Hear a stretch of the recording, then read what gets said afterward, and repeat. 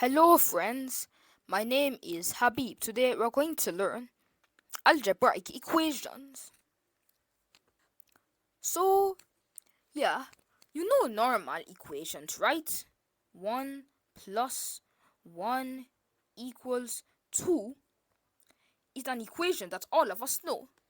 Normal equations, yeah, everybody knows about them, right? Example of a normal equation is like, let's say there's a person named Jack. And Jack he has 4 apples and he ate 2 of them. So if Jack has 4 apples and ate 2 of them, how will we represent this? Well, we would represent it as 4 minus 2 equals. Now we're trying to find how many apples Jack has now. So 4 minus 2 equals 2, which means Jack has 2 apples. But this is just a normal equation, right? But what if you say that Jack ate 2 apples, Jack ate 3 apples, and now he has 6 apples? How many apples did he have before? Now, this is a bit different. We don't know how many apples Jack had. All we know is that he ate 3 apples and now he has 6 apples. Well, we can represent it using an equation, an algebraic equation. X minus 3 equals to 6. Equals to 6. So, now, x minus 3 equals to 6. If we wanted to actually solve the equation, now there are 2 rules when solving an equation like this. Only 2 rules. Is that if you want to actually solve it, you have to make the unknown, which is x, to stand alone. And to do that, we have to move this anything with x to the other side. So since minus 3 is with x, we have to move it to the other side of the equal sign. So this will be x equals to 6 plus 3. And the second rule is that when you move something to the other side of the equal sign, its sign will be reversed. So minus 3 will change to plus 3. And note, you have to consider the number with the sign. So this is minus 3. So if I do something like this is going to be minus x, not just x. You have to group the sign and the thing together. So this will be, so if I put minus here, it will be minus x, not just x. So anyways, x equals 6 plus 3. Now that x is standing alone, we can finally solve the equation. Now, what is x?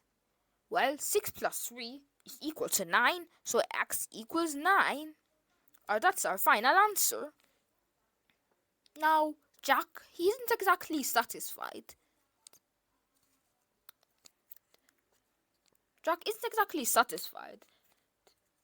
wants to see proof that x is actually 9. So, how? Well, since we know that x is 9, we can replace this x with 9. So, we can write 9 minus 3 equals to 6. Now, what is 9 minus 3? 6, of course. We can write 6 equals to 6, and 66 equals to 6 is true. That means our answer is correct, and Jack is finally satisfied.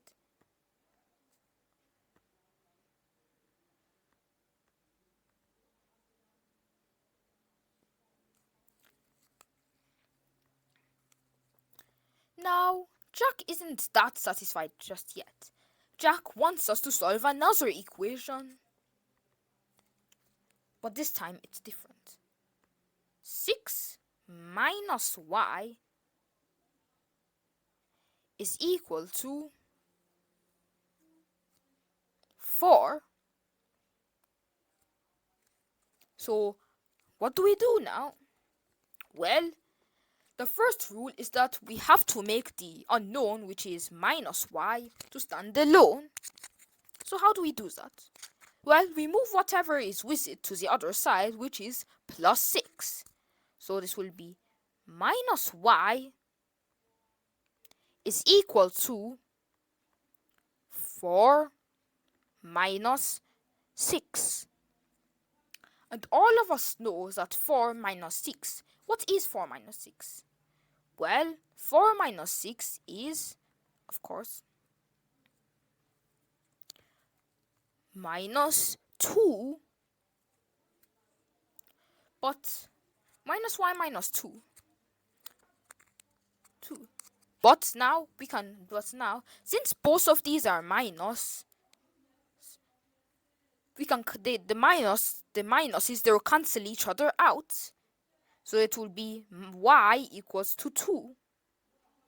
The two minuses are going to cancel each other out. So it's now going to be y equals to 2. And this is our final answer. And the same thing, if this was minus y equals to 2,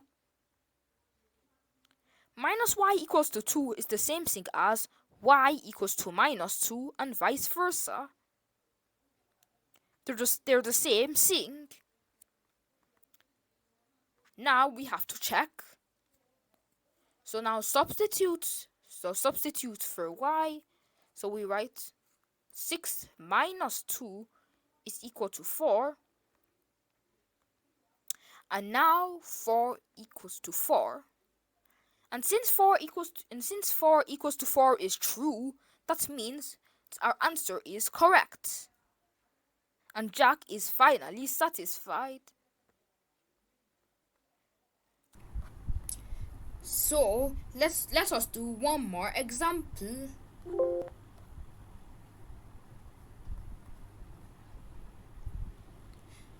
And I'm going to write 2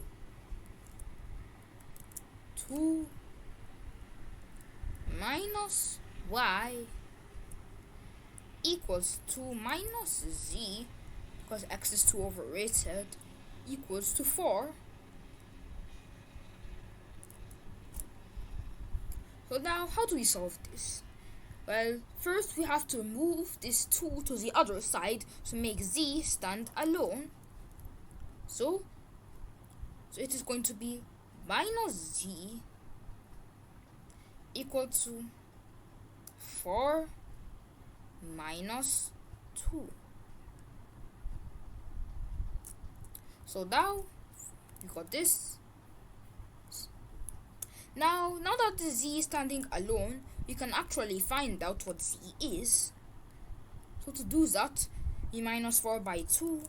So minus z is equal to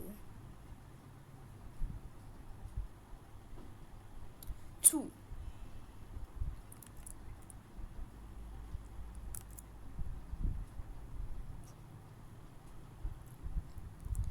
Now minus z is equal to 2.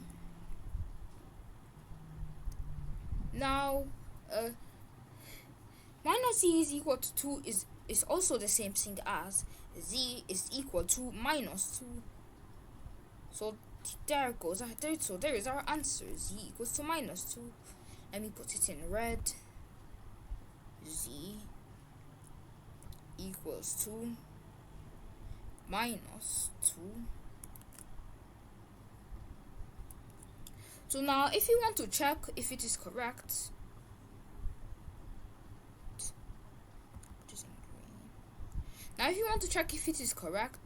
then I'm going to replace z with minus 2.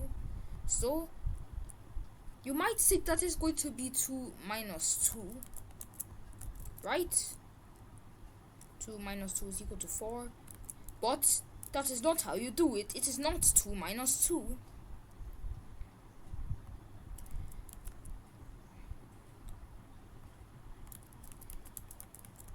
Instead, you have to think, when you're substituting it, you have to think of the sign and the unknown to be separate.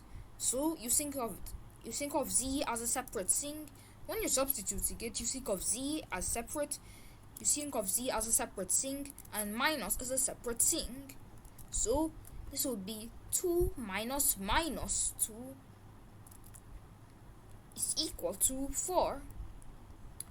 And of course, everybody knows that if there are two minuses, they'll combine together to make a plus. So it will be 2 plus 2 equals to 4. So now the answer is 4 equals to 4. Now since 4 equals to 4 is true, that means our answer is correct. Anyways, that's the end of today's video. Hope you enjoyed it. Subscribe to ObaKids Link TV. Bye.